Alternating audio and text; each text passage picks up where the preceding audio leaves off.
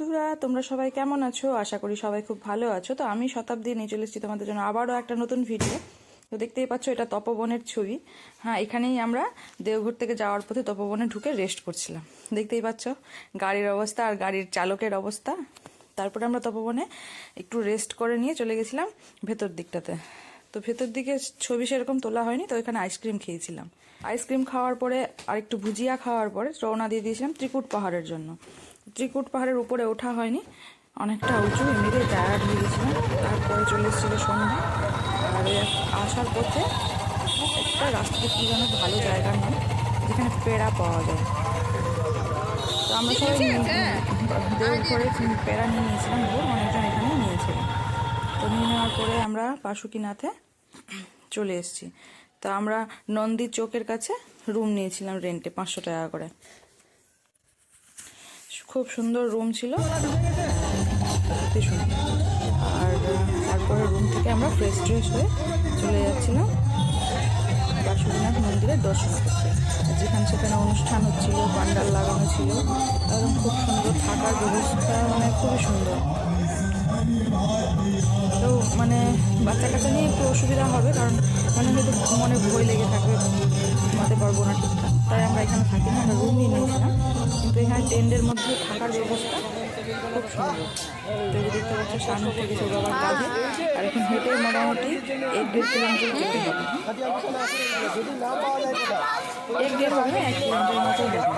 হেঁটে আমরা গেছিলাম। ভিড় তো তাড়াতাড়ি হাঁটাও যাচ্ছিল না, আবার যেখানে ফাঁকা ওখানে তাড়াতাড়ি হাঁটার চেষ্টা করছিলাম। দেখতে পাচ্ছ এগুলো দুই পাশে সব খাওয়ার হোটেল আছে, নিরামিষ দোকানপাট।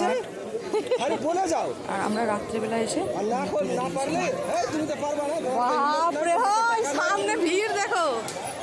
তারপরে গিয়ে লাইন দিয়ে দিয়েছিলাম। তো দেখি যে সেরকম খুব একটা ভিড় নাই, মানে ফাঁকা ফাঁকা। দেখতেই পাচ্ছ কত ডিস্টেন্সে হাঁটা চলা হচ্ছে, ফাঁকা ফাঁকা। আমরা গিয়ে তাড়াতাড়ি করে ঠাকুরের পুজো দিয়ে দিয়েছিলাম।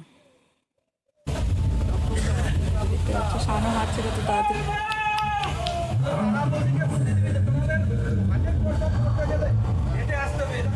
মেন রোড থেকে বাসুকিনাথ মন্দির আসার রাস্তা অনেকগুলো, অনেকজন অনেক রাস্তা ধরে আসে।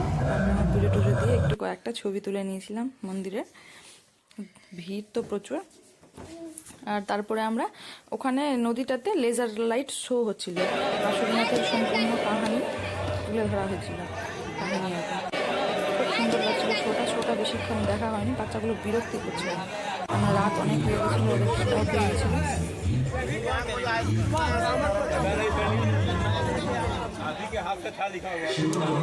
আমরা তারপরে লেজার লাইট শোটা দেখে নিয়ে চলে গেছিলাম খাওয়ার খেতে। বসে বসে কত সুন্দর লাগছে। মোবাইলে খুব একটা পরিষ্কার আসেনি, কিন্তু সামনে থেকে সত্যি দেখতে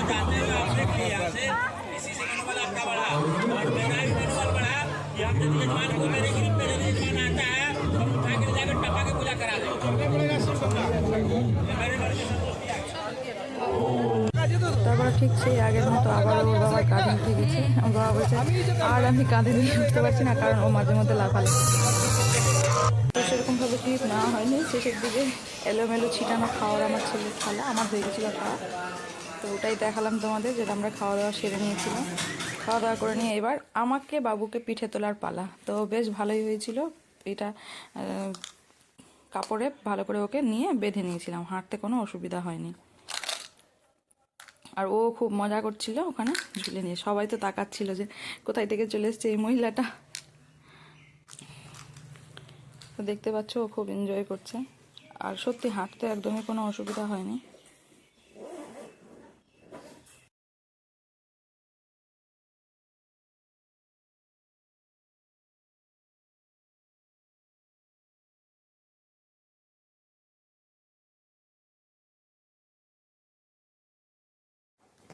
এই যে টেন্টের কথাটা বলেছিলাম, এই সেই টেন্টটা দেখতে পাচ্ছ। এখানে এন্ট্রি করে নিয়ে থাকা হয়, আবার যাওয়ার সময় এন্ট্রি করে দিয়ে যেতে হয়।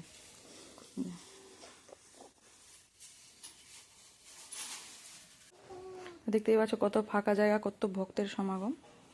তো ভিডিওটা আর বেশি লং করছি না। হর হর মহাদেব। আজ এই পর্যন্তই, আবার আসবো নেক্সট ভিডিও নিয়ে। সবাই ভালো থেকো, সুস্থ থেকো। Tata, bye bye.